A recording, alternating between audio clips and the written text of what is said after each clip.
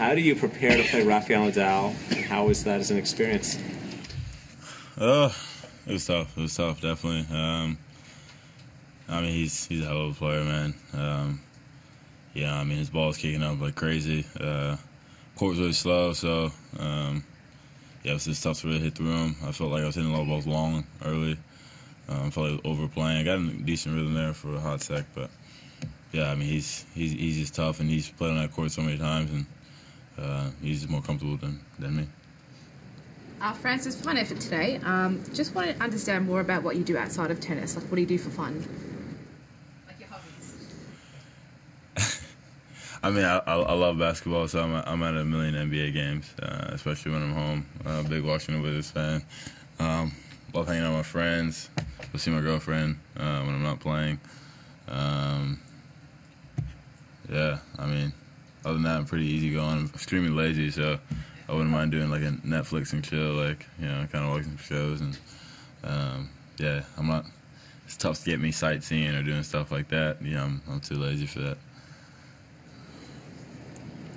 Francis, you got down an early break, I guess, in each set, but Yeah, it's good effort, friends. but besides that, how close did you feel like you were with him in most of the games? Yeah, I mean, a lot of rallies. I mean, I had that one. Forget whether it was 3-2 or 4-3. I can't remember in a second. I don't know which game. I can't remember. But I had a couple break points there.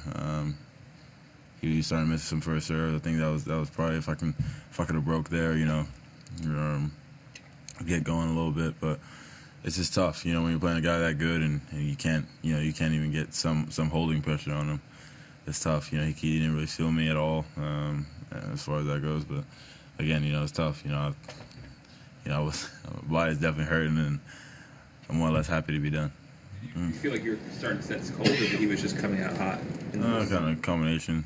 Some balls, I would get caught that just didn't move. But I mean, he definitely made more returns than he did when he was up a break.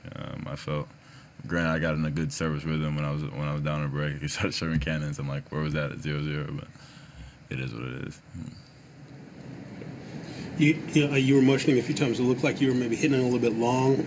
Exactly. Were you pumped? Did you feel like maybe you were like just a little bit too pumped up, or? No, I mean I just wasn't trying to run as much. Yeah, I was trying to. I mean, he was giving me shots to hit. It was the right. I was going for the right shots. Just overcooking it a little bit. Court's definitely way bigger than other courts we played on. So, and obviously he stands farther back. So I felt like I had more court than I actually did. But. I mean, he did an unbelievable job of defending and obviously making me play that extra ball. It's what he's done for the last, I don't know how many years. So, again, hats off to him. He played a great match and, see what he can do. Hopefully he can hold it. Francis, there's been quite a bit of politics going on in the background this tournament. Some people on the player council think there should be a change of president running the ATP. I just wondered if you had any thoughts on the president's job and how the tour was going.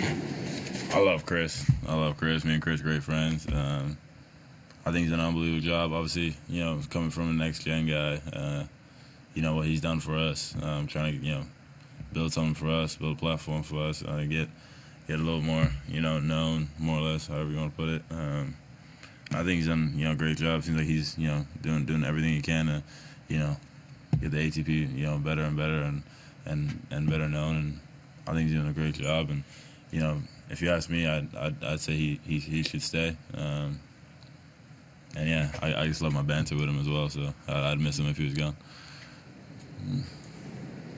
Kind of a tough night tonight, obviously, but I mean, what a fabulous run for you. Kind of a real breakout. If you could try and step back and put it into a phrase or two, or what phrase would you use, or word would you use to capture this incredible breakout?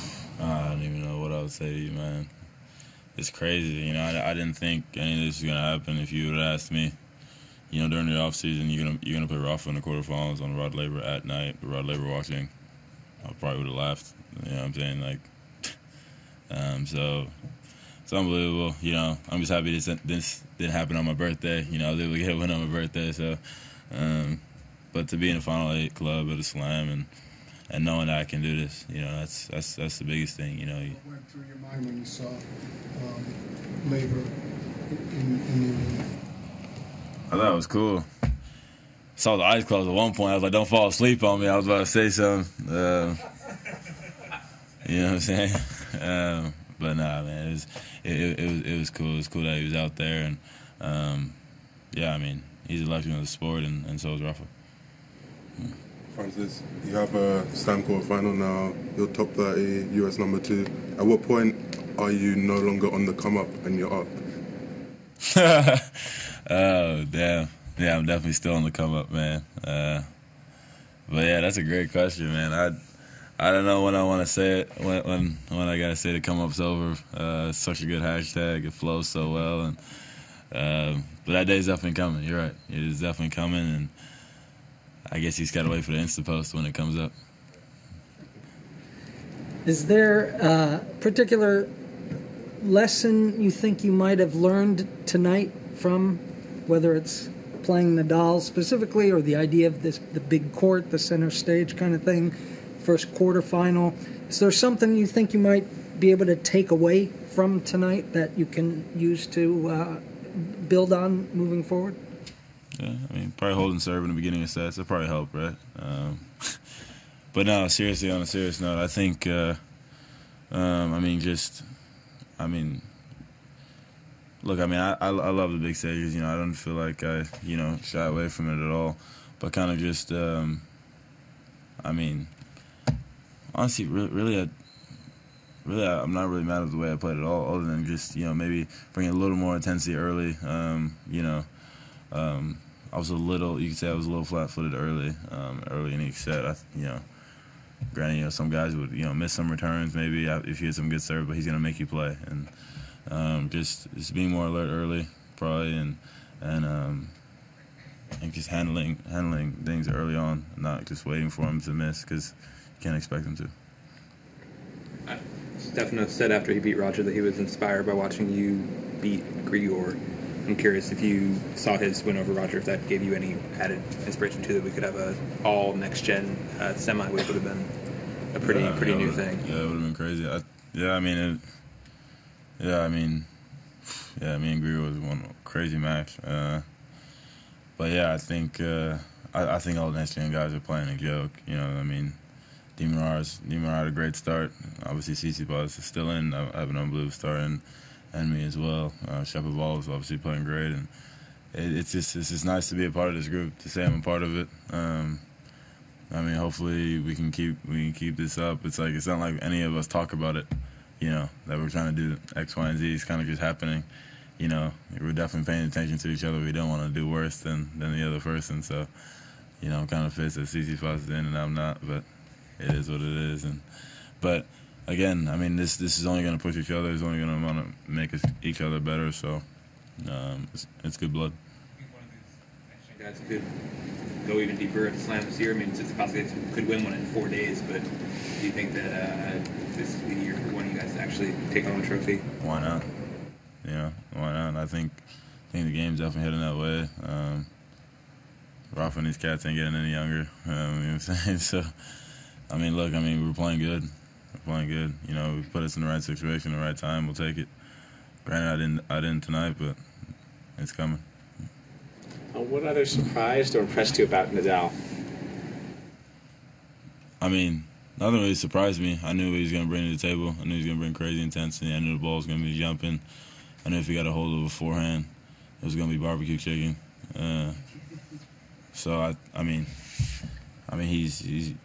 point in, point out, I've never seen someone, so locked in. So, I think that's what I take from him. I think that's what I've been able to put in my game a little bit, playing a little more less loose points, but still not as tight as him, and that's why you saw in certain situations today he exploited that.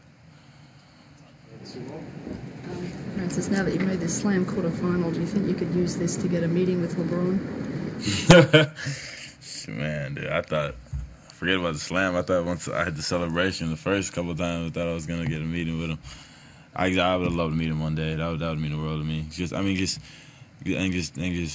of talk, just pick his brain, see, everything he's accomplished, just on and off court, to be, just half the guy he is, would be unbelievable. I look up to him with everything, and he's a true role model.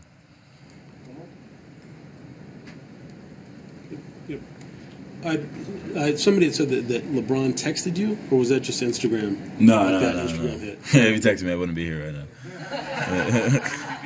Where would you be? I'd be FaceTiming him, bro. If he had my number. So just the Instagram. Yeah, just an Instagram comment. The silencer. That's all he said, and